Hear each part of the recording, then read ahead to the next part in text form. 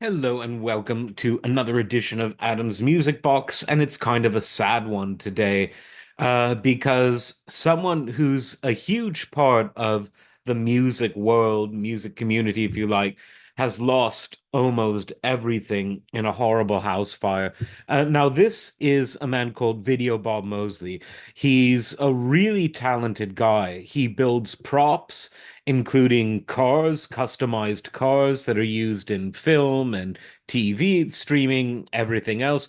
He's been a very close part of the music business for a long time, and he's a really huge, he's a prolific collector of all sorts of music memorabilia, musical instruments, guitars, drums, basses, keyboards, etc. Things like the costumes and the outfits that big rock stars and pop stars wore. And most of this stuff was in his relatively large home in Las Vegas. And sadly, pardon me, just days ago, much of it caught on fire because of a catastrophic failure of a lithium ion battery in a pool cleaning device.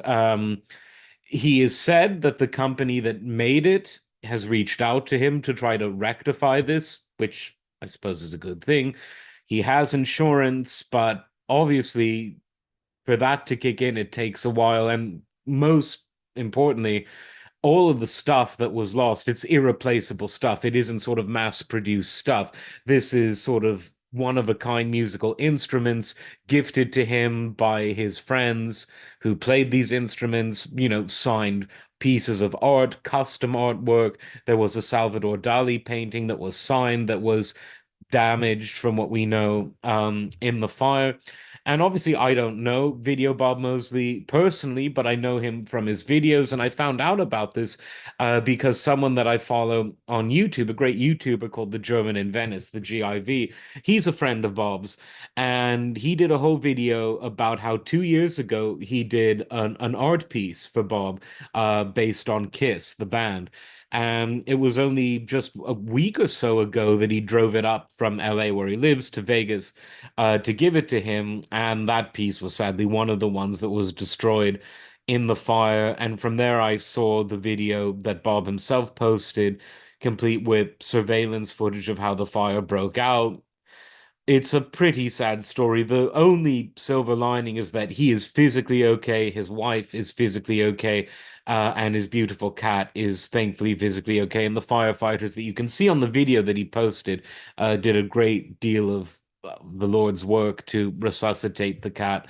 But it's a terrible thing because it's people like Video Bob who go out of their way to preserve these musical treasures, which would otherwise just either be lost or wind up in storage somewhere or wind up in an estate sale that goes to who knows where. But it's people like that who actually preserve things, take care of them.